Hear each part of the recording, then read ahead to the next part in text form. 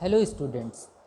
Operating system की class में आज ये आपका पहला लेक्चर है जिसमें हम देखेंगे कि ऑपरेटिंग सिस्टम के ओवरव्यू के बारे में जानेंगे, ऑपरेटिंग सिस्टम के कुछ फंक्शंस के बारे में जानेंगे, कुछ बेसिक एग्जांपल्स को हम डिस्कस करेंगे। ठीक है, तो आप शुरुआत करते हैं यहाँ से कि ऑपरेटिंग सिस्टम जो ये आपका लेटर है, ये जो वर्ड बना हुआ है ये दो लेटर से लेके बना हुआ है। एक है आपका ऑपरेटिंग, दूसरा है आपका सिस्टम।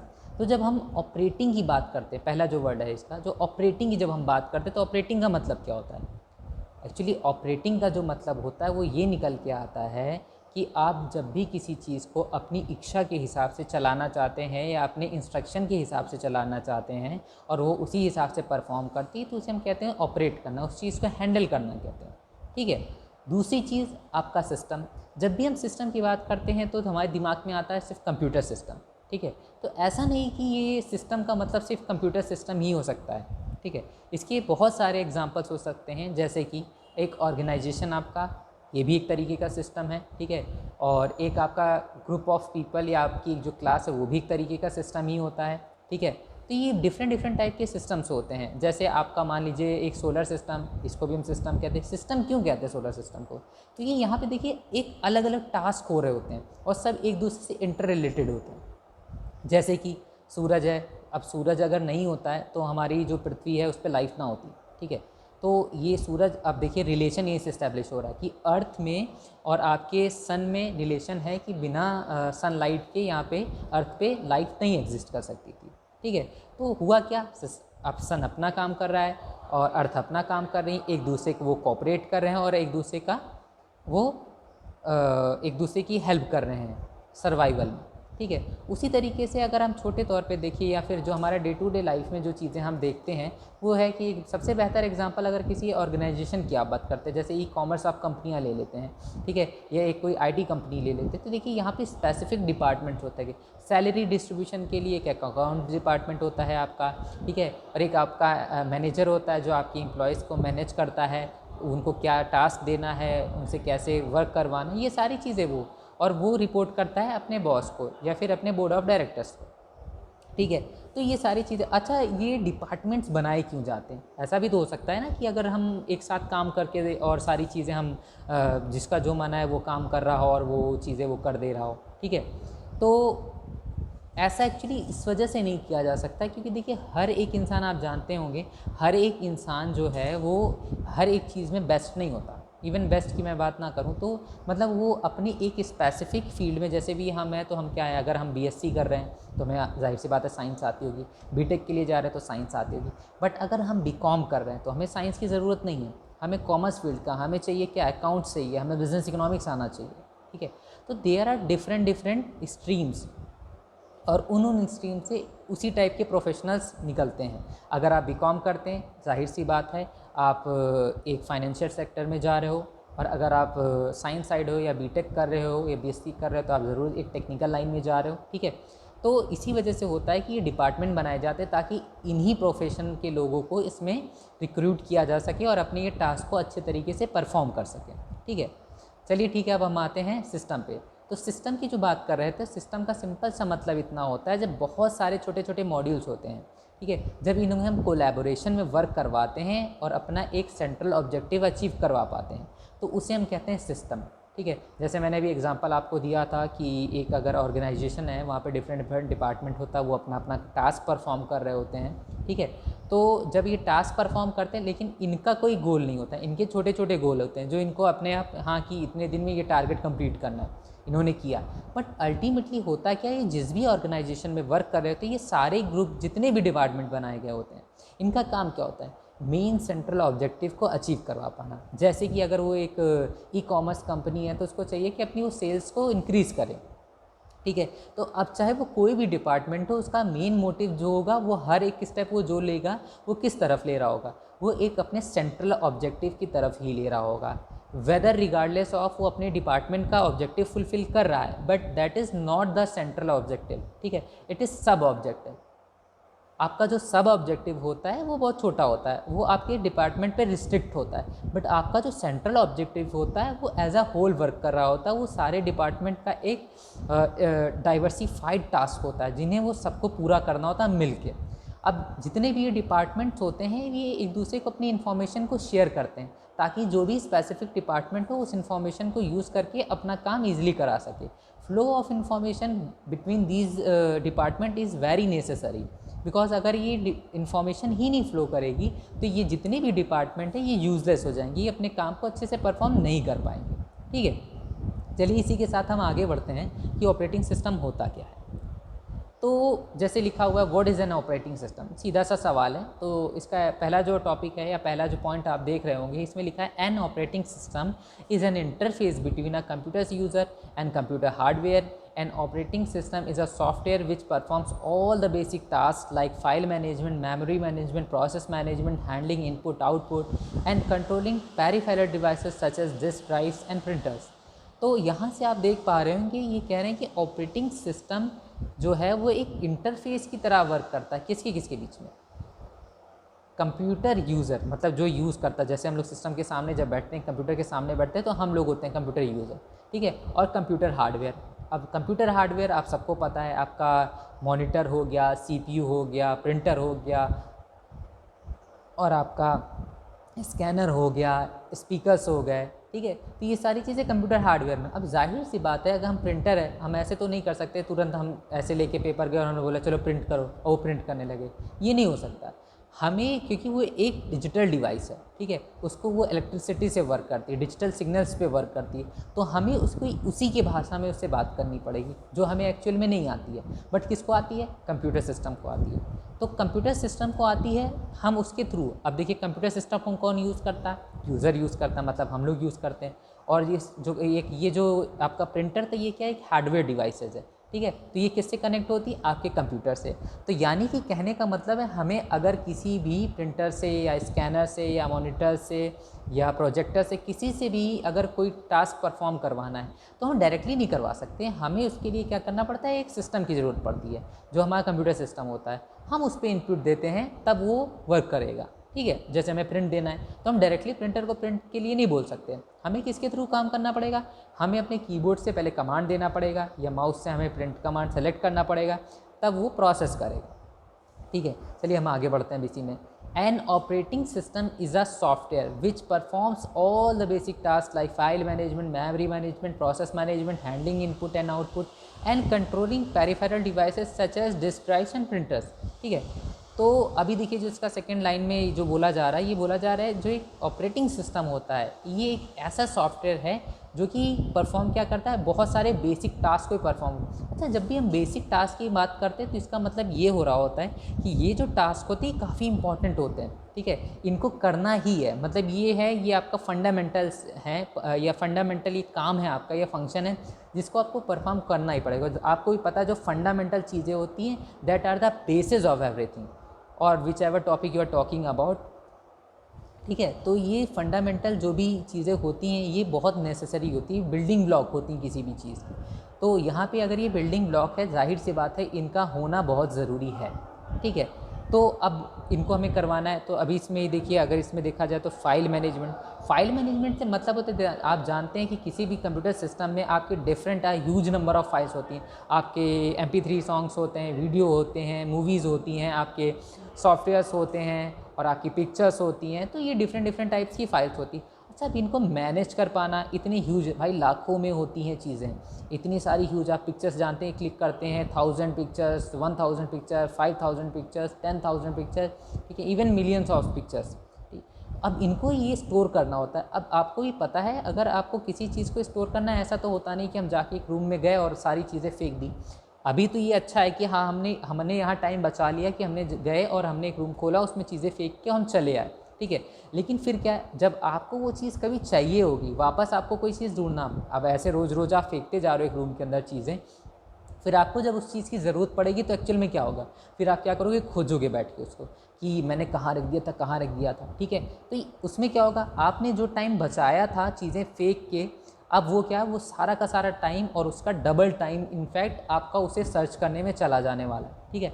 तो तो इस टास्क को अगर हमने वही चीज़ स्पेसिफिकली किसी पर्टिकुलर अलमारी में रखी होती, जैसे आप लाइब्रेरीज़ वगैरह देखते हो, वहाँ देखिए हर एक डिपार्टमेंट की या हर एक सब्जेक्ट की बुक्स की एक रैक होती है, उसमें हम रखते हैं। अब ऐसा है कि हम लाइब्रेरी में जाके कैसे सारी चीज़ें किताबें इधर उधर फेंक दें, तो फिर हम उसे ढूंढ कर भी नहीं पाएंगे, इतनी सारी वहाँ पे बुक्स होती हैं, ठीक है।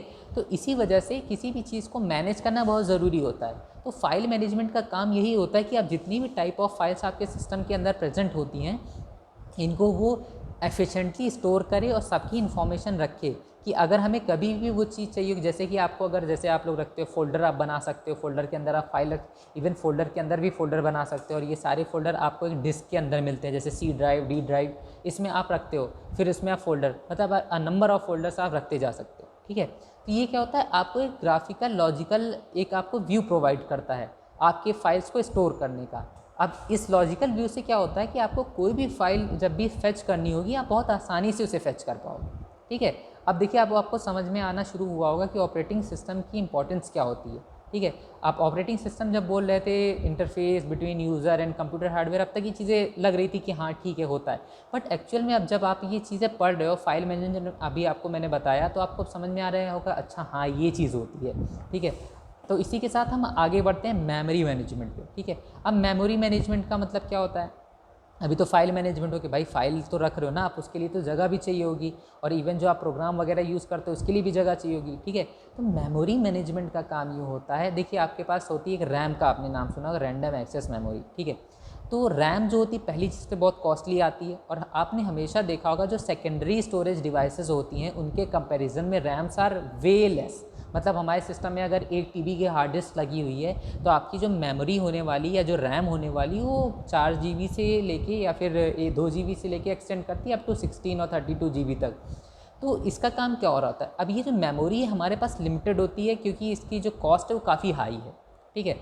और हमारा जो काम होता है वो 4 से 5 GB या 6 GB में हो सकता है, that depend upon user to user. कोई जो हैवी टास्क करता है उसको ज़्यादा मेमोरी चाहिए होती है, जो normal day to day work MS office वगैरह पे वर्क कर रहा होता है उसको 4 GB में भी उसका काम चल जाएगा, ठीक है। तो लेकिन अभी हमारे पास चाहे 4 GB हो, चाहे 6 GB हो, चाहे 8 GB हो, चाहे 16 हो, चाहे 32 हो, अब हमें इसको मैनेज करना, क्योंकि हमारे पास ये लिमिटेड है। आप खुद ही सोचो, आपकी जो सॉफ्टवेयर होते हैं, जो फाइल होती है, ये 10-10 GB के या उससे भी ऊपर के होते हैं, ठीक है। और आप देखो खुद ही की मेमोरी जो है या रैम जो है आपकी वो कितनी है, 5 GB, 6 GB, 16 GB, और आपके प्रोग्राम उससे बड़े हैं, ठीक है। तो अभी आप कैसे इस चीज़ को परफॉर्म करा पाओगे, काम तो आपको करना है, रैम में बिना ये चीज़ें नहीं होंगी, ठीक है। अगर आप कोई सॉफ्टवेयर को एग्जीक्यूशन में लाना चाहते हो तो क्या होता है, वो सेकेंडरी स्टोरेज से ट्रांसफ़र होकर आ जाता है रैम में, ठीक है। अब रैम में वो परफॉर्म करेगा, वो अपने सारे टास्क को परफॉर्म कराएगा, ठीक है। लेकिन अब हमारे पास फिर से वही बात आती है कि इसे मैनेज करना पड़ता है। मेमोरी हमारे पास बहुत सफिशिएंट होती है। अब कोई अगर प्रोग्राम एग्जीक्यूट हो रहा है तो हमें उसका ट्रैक रखना पड़ेगा, ये पर्टिकुलर प्रोग्राम एग्जीक्यूट हो रहा है, ये इतने टाइम के लिए रैम में रहने वाला है, और उसके बाद ये भी काम हो जाएगा तो रैम से इसको मैं रिमूव करके वापस से सेकेंडरी स्टोरेज में ट्रांसफ़र करना पड़ेगा, ठीक है। तो ये सारी भी चीज़ें होती हैं, हमें ट्रैक रखना पड़ता है, क्योंकि देखो यार नंबर ऑफ़ प्रोग्राम्स हमारे एग्जीक्यूट होते एक टाइम में। अब हम सबको तो ऐसा है नहीं कि एक साथ दे दें रैम, क्योंकि अगर एक साथ दे देंगे तो उसकी सारी स्पेस ऑक्यूपाई हो जाएगी और हमारा सिस्टम जो है वो हैंग कर जाएगा या फ्रीज स्टेट में चला जाएगा, ठीक है। तो हमें ये चीज़ देखना होता है कि जिस टाइम पे एक टास्क परफॉर्म हो रही हो उसी के पर्टिकुलर रिलेटेड टास्क या प्रोग्राम्स हमारे मेमोरी में हों, बाकी सारे को शिफ्ट करके सेकेंडरी स्टोरेज में ट्रांसफ़र करते हैं, ठीक है। तो अभी होता क्या है, रैम में हम इसी चीज़ का ट्रैक रखते हैं। तो ओएस का एक काम ये भी होता है कि ये मेमोरी को मैनेज करता है, जैसे आपका फाइल मैनेजमेंट था, ये ट्रैक रखता है कि कितने पार्ट ऑफ मेमोरी आपकी फ्री है, और अगर एलोकेटेड है तो किसको एलोकेटेड है, ठीक है, और कितनी देर के लिए एलोकेटेड है, ठीक है, और कब उसको एलोकेशन हटा के उस मेमोरी को फ्री करके दूसरे को असाइन करना है, ठीक है। तो ये काम भी आपके ओएस का ही होता है, ठीक है। उसी तरीके से आपका प्रोसेस मैनेजमेंट आता है, हैंडलिंग इनपुट आउटपुट डिवाइसेस आता है, कंट्रोलिंग पेरिफेरल डिवाइसेस आता है, ठीक है। तो ये डिफरेंट चीज़ें हैं जो हमें अभी आगे देखनी है। अभी मैं ये सारी चीज़ें आपको नहीं बता रहा हूँ क्योंकि ये स्पेसिफिक इसके फंक्शंस हैं, मैंने 1-2 बताए हैं आपको। इसी तरीके से अब आपको काफ़ी कुछ प्रोसेस मैनेजमेंट और हैंडलिंग इनपुट आउटपुट ये सब समझ में आ रहा होगा कि एक्चुअल में होता क्या है, ठीक है। अभी हम इसके आगे जब नेक्स्ट पढ़ेंगे इसके फंक्शंस के बारे में, तो इनमें और डिटेल में हम इस पर इलेबोरेट करके डिस्कस करने वाले हैं, ठीक है। अभी के लिए हम इसको मूव ऑन करते हैं अपने सेकेंड पॉइंट पे, जो क्या आपके कुछ एग्जांपल को डिमॉन्स्ट्रेट करता है ऑपरेटिंग सिस्टम के। एक आपका विंडोज़ होता है, विंडोज़ में आपने सुना होगा Windows XP, Windows Vista, Windows 10, Windows 7, ठीक है, तो ये माइक्रोसॉफ्ट के हैं।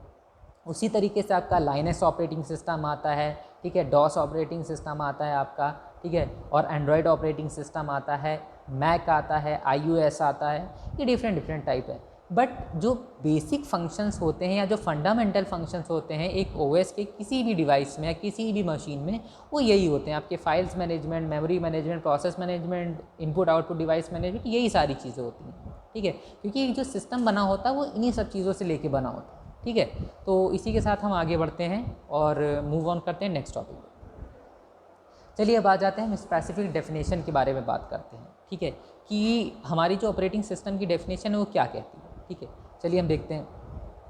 An operating system is a program that act as an interface between the user and the computer hardware and control the execution of all kinds of program, ठीक है।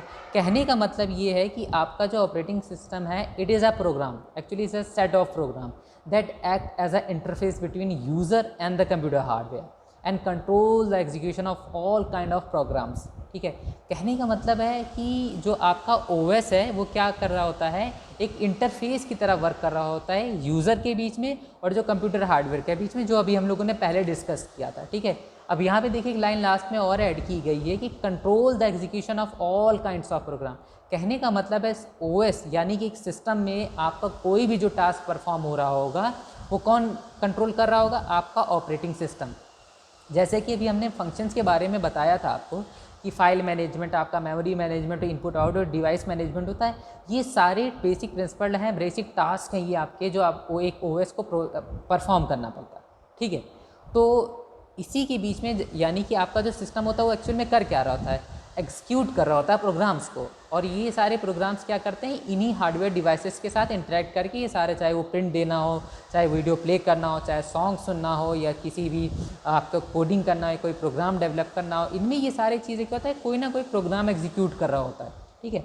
अब देखिए जैसे आप लोगों ने ये डायग्राम देखा होगा, डायग्राम अगर आप देख पा रहे हो तो इसमें देखिए क्या है, आपका एक साइड आपको ऊपर दिख रहा होगा यूज़र 1, यूज़र 2, यूज़र n, एक नीचे आपको दिख रहा होगा हार्डवेयर जिसमें आपका CPU, रैम और इनपुट आउटपुट डिवाइसेस IO जो लिखा हुआ है आपका, ठीक है। और ऑपरेटिंग सिस्टम कहाँ लाए कर रहा है, इसके बीच में लाए कर रहा है, ठीक है, यूज़र के और हार्डवेयर के बीच में लाए कर रहा है। ऊपर जो आप डेफिनेशन देख रहे होंगे ये यही स्पेसिफाई करता है कि यूज़र और हार्डवेयर के बीच में ये लाए करता है, एक इंटरफेस की तरह वर्क करता है। क्यों, जो हार्डवेयर डिवाइसेस होती हैं हम इनसे डायरेक्ट इनसे हम कोई काम नहीं करवा सकते, हमें इसके लिए एक सिस्टम चाहिए होता है, एक ऐसा मीडियम चाहिए होता है जो हमारी चीज़ें इनको समझा सके और इनसे टास्क परफॉर्म करवा सके, और इनके द्वारा जो आउटपुट है वो उनको हम अपने यूज़ में ले सकें, ठीक है।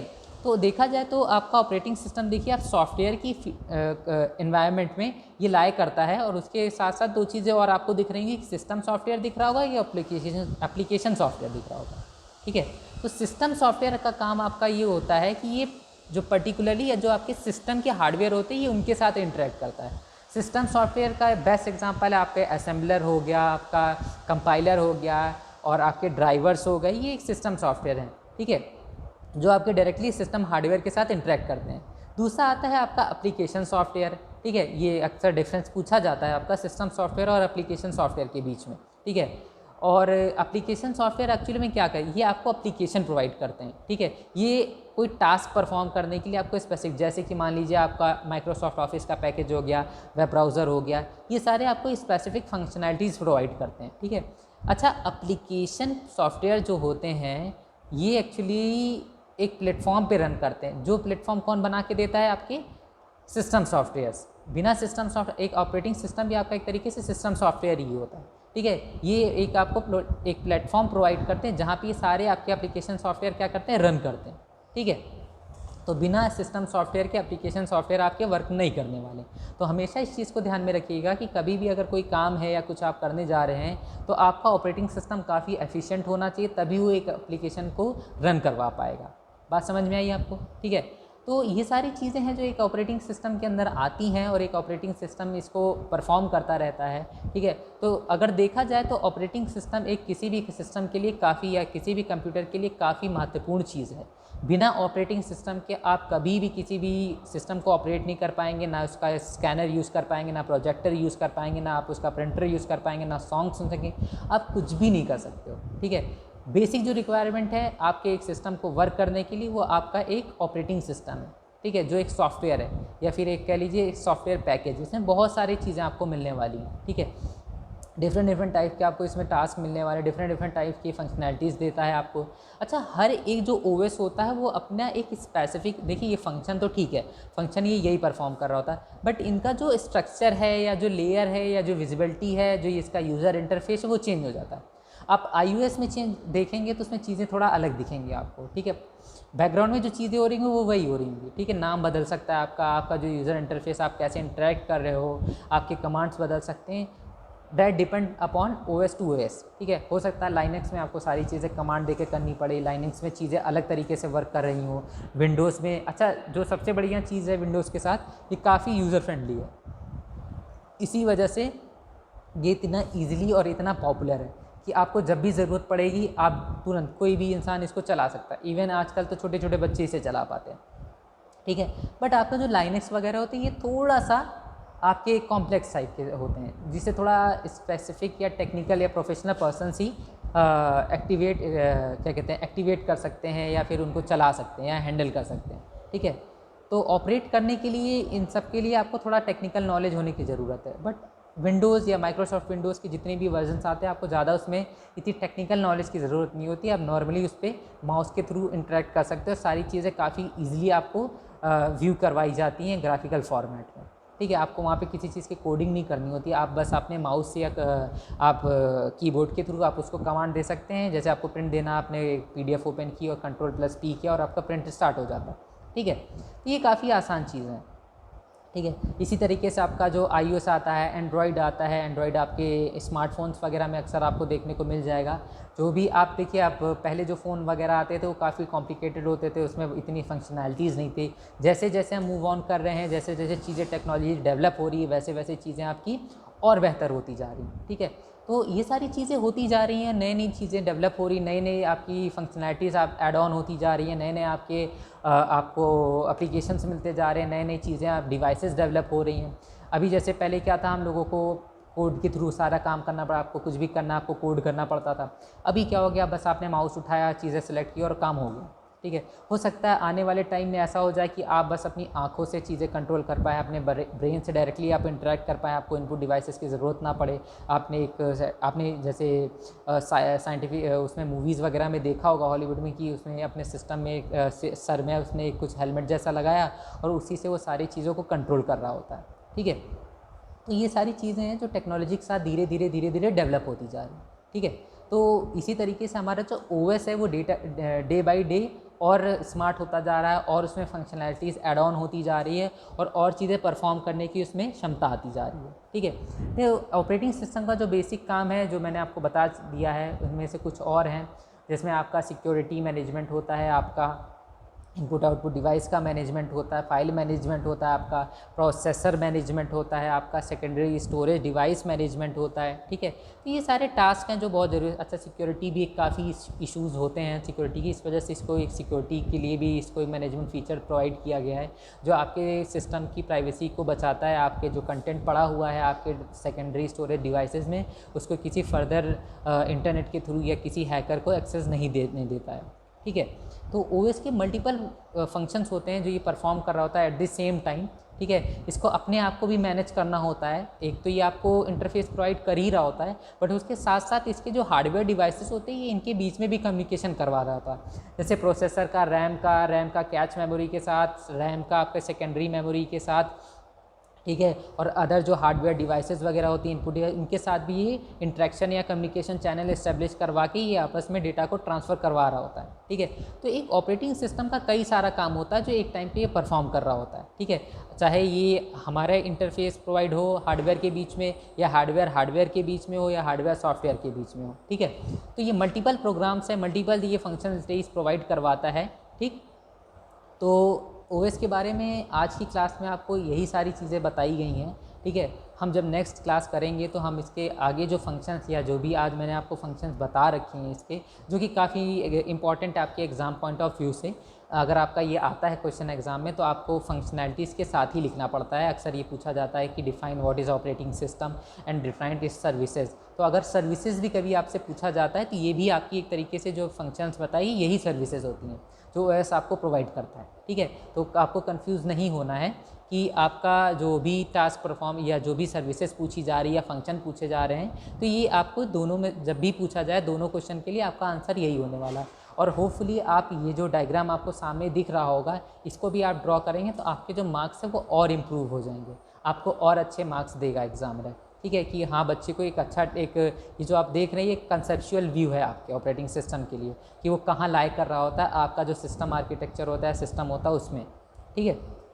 तो अभी की क्लास में इतना ही। इनकेस अगर आपको कुछ ऐसी चीज़ें हैं जो शायद नहीं समझ में आई है या जिसमें आपको कुछ इश्यूज़ हों तो आप उसको कमेंट करके पूछ सकते हैं, ठीक है। और नेक्स्ट क्लास में हम देखेंगे कि जितने भी हमने आपको फंक्शंस बता रखे हैं या जितनी भी चीज़ें हमने आपको बताई हैं, ठीक है, इनके बारे में हम फर्दर डिस्कस करने वाले हैं और कुछ और एग्जांपल्स लेंगे हम ओएस के बारे में कि ओएस और क्या क्या टास्क परफॉर्म कर रहा होता है, ठीक है। अच्छा एक चीज़ और जो हम लोग मिस कर गए वो ये कि आपने अक्सर देखा होगा कि आपका ऑपरेटिंग सिस्टम कभी कभी क्रैश कर जाता है, ठीक है। तो ये क्रैश करने की वजह होती है या तो इसमें वायरस आ चुका होता है या तो इसकी कोई ना कोई जो सर्विसेज या फंक्शंस ये परफॉर्म कर रहा है उसमें कहीं ना कहीं एरर आ जाता है। अच्छा एक चीज़ और इसी से एक चीज़ निकल के आती है, इसका एक और फंक्शन होता है वो होता है आपका एरर हैंडलिंग, ठीक है। Error rectification and error handling. बहुत सारे देखिए कोई भी चीज़ होती है, कोई भी टास्क होता है, ऐसा नहीं हो कि एकदम आइडियल हो जाए और उसमें सारी चीज़ें सही सही हो जाए, ठीक है। हम ये मान के चलते हैं कि कहीं ना कोई मिस्टेक्स हो सकती है, तो हमें उसके लिए भी कोई ना कोई आपका एक पहले से तैयार प्लान होना चाहिए। तो उसी तरीके से इसमें एक एरर हैंडलिंग एंड रेक्टिफिकेशन का भी मैनेजमेंट सिस्टम प्रोवाइड किया गया जिसमें ये रेक्टिफाई करता है कि आपके पूरे सिस्टम या इसके जितने भी टास्क परफॉर्म कर रहा हो बस उसमें कुछ एरर आ रही है और आ रही तो क्यों आ रही है और उसको कैसे रेक्टिफाई करके उसको सॉल्व किया जा सकता है। बात समझ में आई? तो यही सारी चीज़ें होती हैं जो एक ओएस परफॉर्म कर रहा होता है, ठीक है। तो ऑपरेटिंग सिस्टम के बारे में भी आपका ये ओवरव्यू था। अभी हम नेक्स्ट क्लास में इसके बारे में और जानेंगे, फंक्शन के बारे में और पढ़ने वाले हैं, ठीक है। आपको काफ़ी मज़ा आएगा क्योंकि फंक्शन वगैरह काफ़ी आप पढ़ोगे क्योंकि आप सिस्टम जब यूज़ कर रहे होते हो आपको जब पता होगा कि हाँ जो मैं काम कर रहा हूँ सिस्टम पे ये इस पर्टिकुलर मैनेजमेंट सिस्टम से ये बिलोंग करता है तो आपको और अच्छा लगेगा और अच्छे से आपको पढ़ने में इंटरेस्ट आने वाला है, ठीक है। आज की क्लास के लिए आपके लिए इतना ही है और अगर आपको कोई भी चीज़ या कोई भी चीज़ नहीं समझ में आती है तो प्लीज़ आप कमेंट में करें और नेक्स्ट वीडियो में आपको इसका आंसर ज़रूर मिलेगा, ठीक है। तो आज के लिए बेटा यही है, क्लास ख़त्म करते हैं। Thank you.